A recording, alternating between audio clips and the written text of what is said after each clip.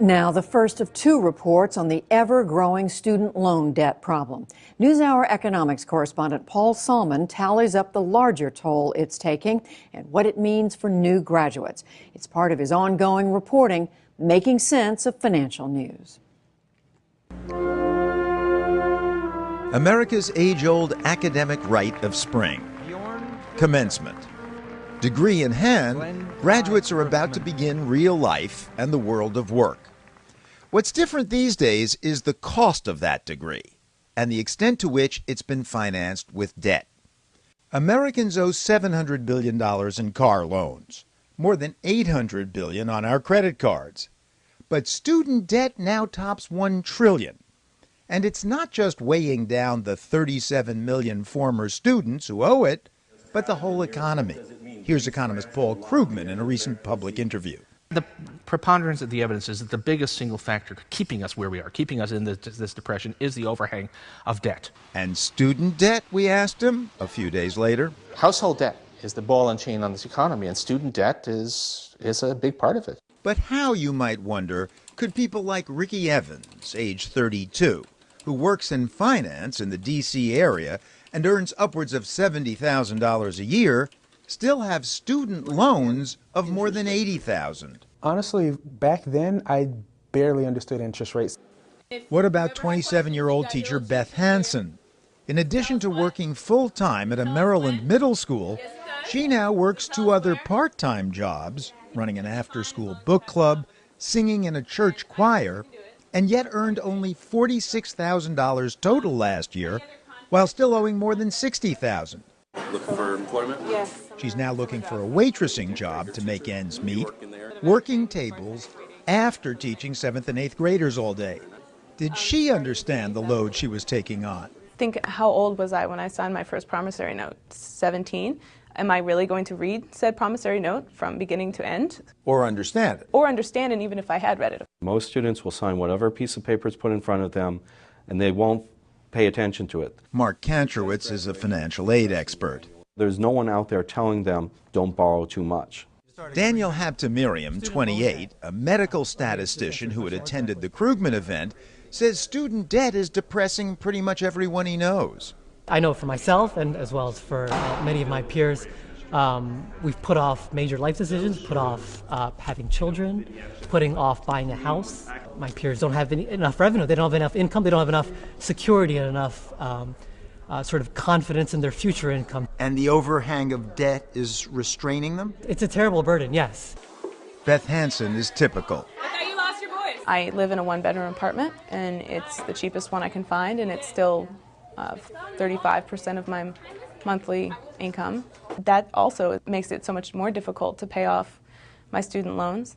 And thinking about my future, you know, with my fiance, are we going to be able to buy a house? No, because I have no money in the bank. There's no money for a down payment. There's no collateral. The standard loan contract allows anyone who cannot pay, like Hansen, to put off payment for years. But the amount owed rises in the meantime as the deferred interest is added to the total bill. Meanwhile, since the crash, many public employees have seen their earnings decrease. I've actually been making less each year because they furloughed us one year, and then this year they increased the amount that I have to pay into my retirement. So I've gotten a 2% pay decrease. And I don't know what they're going to do next year, but there's certainly been no cost of living increase in 4 years. 4 years after graduating, Hansen has just started making loan payments, $468 a month. To cover it, she's interviewing for that waitressing job. Will she ever pay off her loans? I may die first, in which case they would need a copy of my death certificate to finally cancel my loan. College is a very good investment. Economist Judith Scott Clayton studies higher ed. Your level of education is the single biggest predictor of your lifetime earnings that you can control, that you can do something about. And so it makes a lot of sense to borrow to finance this investment, which is going to pay off over the whole 30 or 40 years that you're working. But tell that to recently minted BAs in the job market of the past few years, whose reality has clashed with the pretty picture painted during orientation week. They tell you, oh, you've made such a good decision by joining our family. This is going to pay off so well in your future, and our graduates have received this and this award and that award, and they're prestigiously employed at, X and such. And so you think that that's clearly what's going to happen for you as well. So students borrowed money from the government or private lenders, each with different terms, interest rates, and payback options. The students tended to ignore the total tab, or even what's called the opportunity cost, the income they might have earned if they hadn't gone to school. Now the next generation sees what happened and may become wary. But a frightened overreaction is also a risk, says economist Judith Scott Clayton. The risk is that if they decide not to go because they're afraid of taking out debt, they may actually end up in a worse situation than had they decided to go. Now, one reason student debt has surged past $1 trillion, 80% of it owed to Uncle Sam, is because college has become increasingly expensive. But the Cato Institute's Neil McCloskey argues that's because of student debt, financed by government loans. The massive inflation we see in tuition and college prices have gone up faster than healthcare, faster than almost any other major industry. Well, that's a product, in large part, of federal student aid. And again, that's if you give someone $100, you tell them they have to use it for college, and colleges know they have it. Of course they're going to raise their prices. The government begs to differ. Federal subsidies are not the reason that college costs have escalated. If government aid drives tuition, says Undersecretary of Education Martha Cantor, how come prices are rising fastest at state schools? Just last year, if you look at states, over 80% of states have dramatically cut American higher education. Institutions of higher education raise tuition when that happens.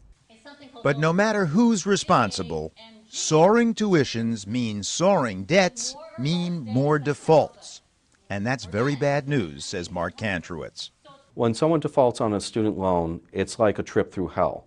And all the negative things that occur, the garnishments, the interception of your income tax returns, your credit is ruined. Moreover, unlike credit card and other borrowing, Congress has legislated that you can't even escape student debt through bankruptcy. Robert Applebaum is an advocate for student loan reform. Not only can you not go to Chapter 7 bankruptcy, which is a discharge of your debt, you can't go to Chapter 13 bankruptcy, which is just a restructuring of your debt. So essentially refinancing.